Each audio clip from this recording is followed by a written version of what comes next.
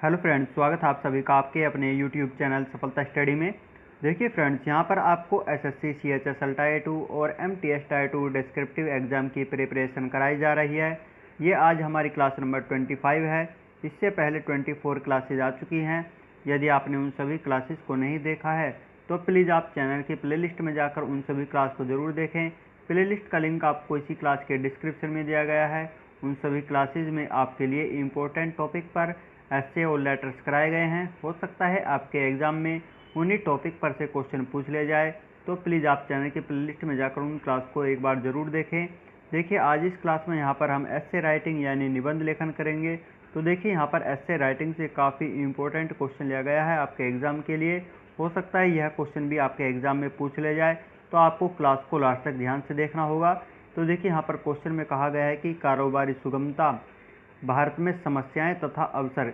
देखिए, इस विषय पर निबंध लिखना है और यह निबंध 250 शब्दों में लिखना होगा, क्योंकि जो निबंध की जो शब्द सीमा होती है वो 250 शब्द होती है। तो 250 शब्दों में ही यह निबंध लिखना होगा।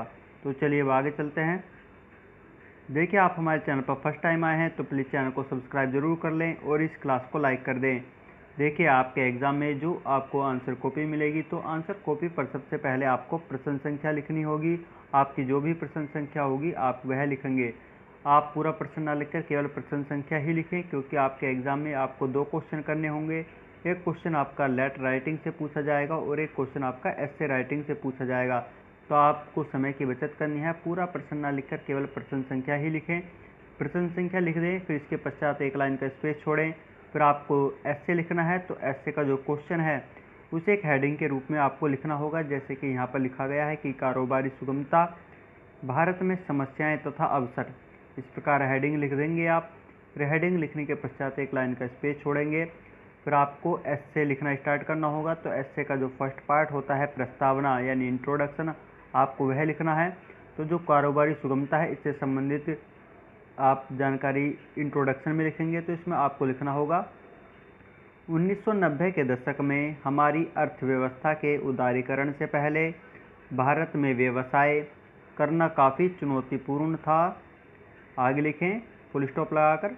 आर्थिक उदारीकरण ने भारत में निजी व्यवसायों के लिए कई द्वार खोले, कोमा लगाकर लिखेंगे, जिन पर पहले केवल राज्य का एकाधिकार था।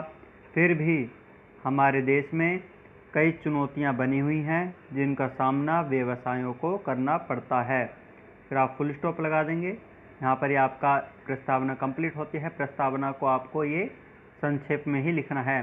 फिर इसके आगे आपके जो एस्से है, इसकी मेन बॉडी स्टार्ट होती है, जिसे आपको 2 या 3 अनुच्छेद में लिखना होगा। इसमें जो समस्याएं और अवसर हैं वह आप बताएंगे। तो देखिए, फर्स्ट पार्ट में सबसे पहले समस्याएं के बारे में बतानी होगी, जो आपका अनुच्छेद फर्स्ट है मेन बॉडी का। तो इसमें देखिए, आपको प्रस्तावना के बाद पैराग्राफ चेंज करना होगा। तो इसके लिए आपको लाइन छोड़ने की आवश्यकता नहीं है। केवल आप नेक्स्ट लाइन में आगे थोड़ा सा स्पेस छोड़कर ही मेन बॉडी लिखेंगे। तो मेन बॉडी का जो फर्स्ट अनुच्छेद है, इसमें आप लिखेंगे कि सबसे पहले तो भारत में व्यवसाय शुरू करने में ही लगभग 1 माह लग जाता है तथा अनुमतियां प्राप्त करने की प्रक्रियाएं जटिल हैं। भारतीय बाजार वर्तमान में सुस्त है तथा इसके कारण अच्छे विदेशी निवेश की संभावनाएं धूमिल पड़ती दिख रही हैं। फुल स्टॉप लगाएंगे। देखिए, सभी शब्दों को आपको साफ साफ लिखना होगा। आपको अपनी राइटिंग पर विशेष ध्यान रखना है। आप अपने एग्ज़ाम में जो एस्से लिखेंगे तो आपको साफ साफ शब्दों में ही लिखना होगा। इसकी प्रैक्टिस आप करते रहें। आपका सीएचएसएल का एग्ज़ाम ये 18 सितंबर को है, तो आप 18 सितंबर तक अच्छी प्रैक्टिस कर लें। आप एक नोटबुक में सभी जो आपको क्लास कराई जा रही हैं उन्हें एक बार क्लास देखने के पश्चात स्वयं लिखने का प्रयास करें। इससे आपकी राइटिंग भी साफ़ होगी और आपके नोट्स भी तैयार होते रहेंगे।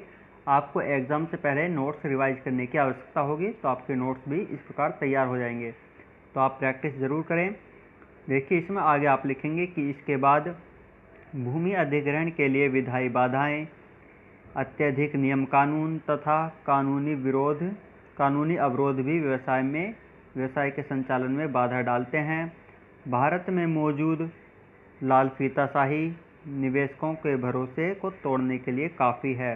फिर आप फुल स्टॉप लगा देंगे। यहाँ पर आपका ये फर्स्ट अनुच्छेद कंप्लीट हो जाता है। देखिए आप जो ऐसे लिखते हैं, ये जैसे ही यहाँ पर शब्द आए हैं नियम कानून, ये एक साथ आए हैं, इनके बीच में डैश यानी हाइफन का चिन्ह बना हुआ है। जब आप वर्ड काउंट करेंगे तो ये आपको एक ही वर्ड काउंट करना होगा। आपको 250 शब्दों में ऐसे लिखना है, तो ये आप काउंट करेंगे तो नियम कानून ये एक साथ एक वर्ड आप काउंट करेंगे। तो आपको इस बात का विशेष ध्यान रखना है। चलिए अब आगे चलते हैं। अब आपको सेकंड अनुच्छेद लिखना होगा। तो देखिए सेकंड अनुच्छेद में अवसर बताए गए हैं, तो इसके लिए आपको पैराग्राफ चेंज करने की आवश्यकता है। तो आपको लाइन छोड़ने की आवश्यकता बिल्कुल भी नहीं है, केवल आप नेक्स्ट लाइन में आगे थोड़ा सा स्पेस छोड़ेंगे। फिर इसमें आगे आप लिखेंगे कि इन सभी चुनौतियों के बाद भी भारत व्यवसायों के लिए कई प्रकार के अवसर प्रदान करता है। दक्षिण एशियाई क्षेत्र में भारत ऋण प्राप्त करने के लिए सर्वश्रेष्ठ है। आगे लिखेंगे कि जीएसटी कोमा लगा कर लिखेंगे दिवालियापन संहिता आदि के प्रभावी क्रियान्वयन ने व्यवसायों को बढ़ावा दिया है।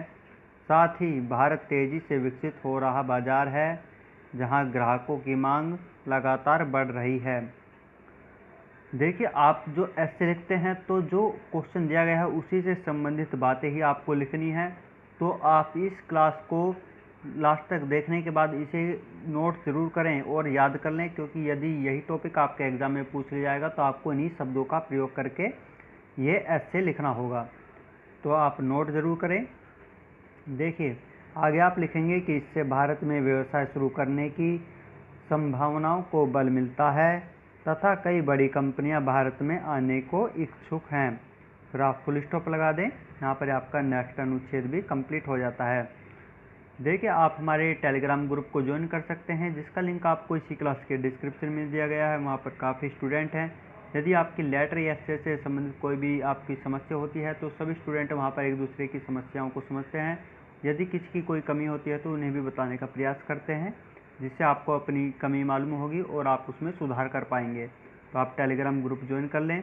और देखिए हमारे चैनल पर प्रीवियस ईयर में एक क्लास कराई गई थी डिस्क्रिप्टिव एग्ज़ाम की। वहाँ पर काफ़ी एस्से की क्लासेज हैं और काफ़ी लेटर्स की क्लासेस हैं, तो आप उन्हें देख सकते हैं। प्लेलिस्ट बनी हुई है उनकी सभी की अलग अलग, आप जाकर देख सकते हैं, क्योंकि वहाँ पर आपको काफ़ी हेल्प मिल जाएगी। देखिए अब आपके यहाँ पर ये दोनों अनुच्छेद कंप्लीट हो जाते हैं। फिर एस्से का जो लास्ट पार्ट आता है निष्कर्ष। निष्कर्ष आपको लिखना है, तो इसके लिए आपको पैराग्राफ चेंज करने की आवश्यकता होगी। तो आप पैराग्राफ चेंज करेंगे तो आप नेक्स्ट लाइन में आगे थोड़ा सा स्पेस छोड़ दें।